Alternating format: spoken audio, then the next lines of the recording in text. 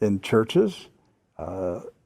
Every church had a Bible like this. Every Christian family had a Bible like this, and they put their family genealogy, the weddings, and baptisms and burials. It was all put inside the Bible, and you passed it down generation to generation. This particular Bible was published in 1905. Now, the reason I brought it out is that I want to show a map that's in this Bible. Now, mind you, the Scofield Bible was not published until 1913. Right. And I have in my office an original 1913 Scofield, which was the introduction of the Zionist Masonic heresies about a future state of Israel and separating the church from Israel and all that rapture stuff. That's where it came from. It was a Masonic Zionist heresy that was introduced into the American churches in 1913. This is a 1905 Bible. Pre-Scofield. Pre-Scofield, with no Scofield notes in it. So you open it up, and this is on page 13. I mean, this thing's big. I want to show you. Here is a map of the Holy Land. And it says, what?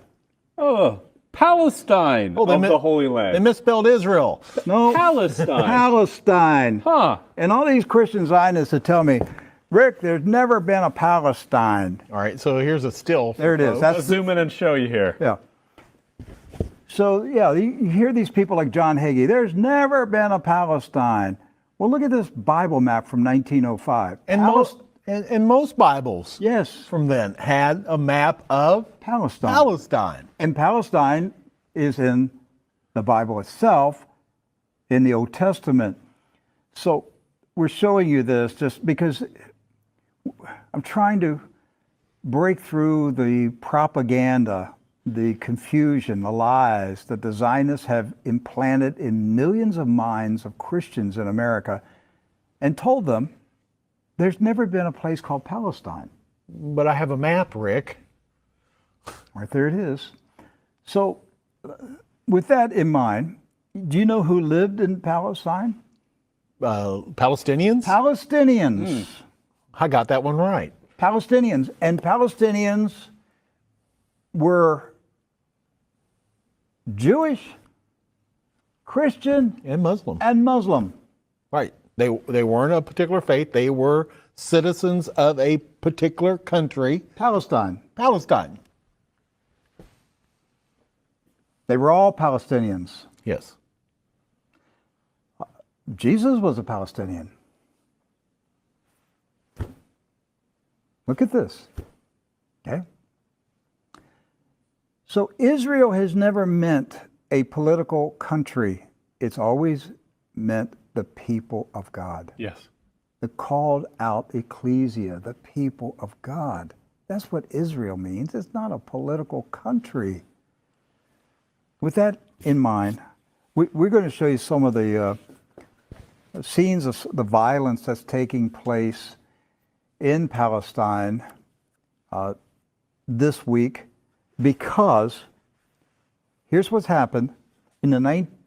Following the 1917 Jewish Bolshevik Revolution in Russia, where the Jewish Bolsheviks went in and slaughtered the Romanov families in a satanic ritual, imposed communism on Russia, killed hundreds of thousands, literally millions of Christians, hundreds of thousands of Christian Orthodox pastors, and burned their churches, and just a horrible attack on the Russian church in 1917 and afterwards.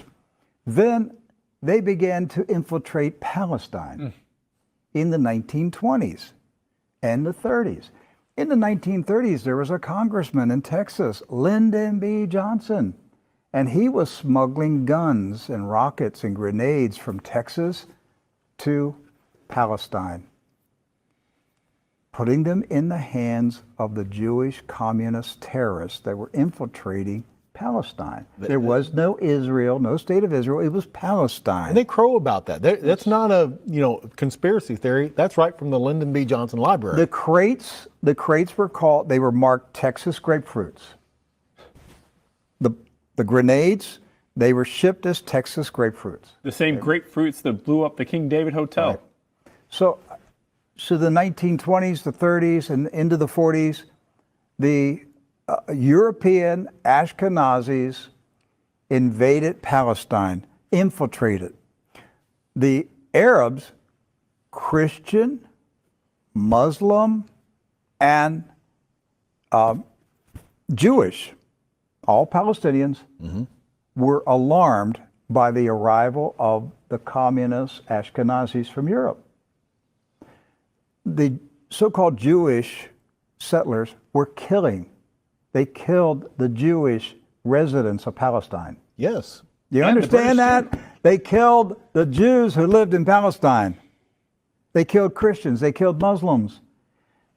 They finally got enough critical mass that they had enough numbers that they took over Palestine and declared their independence in 1948. And Harry S. Truman, a 33rd degree Freemason, quickly recognized this new country as a real country.